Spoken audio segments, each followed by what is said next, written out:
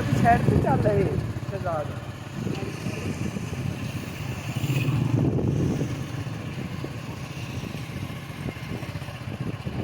ਬੰਨ ਬਚਿਆ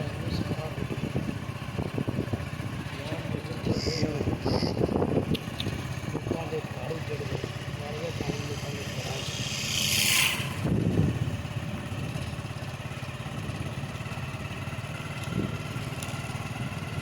वाटर तो तगड़ा पाया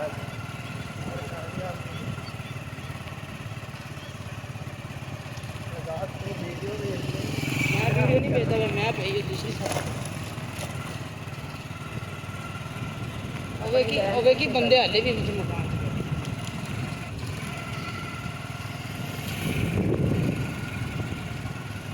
डेढ़ मंजिल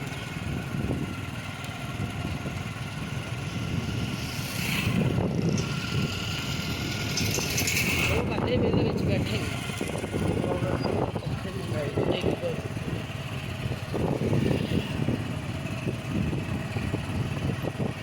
सारे होते हैं कौन बैठे वो कोठा लोगों ने छतों पर शेरे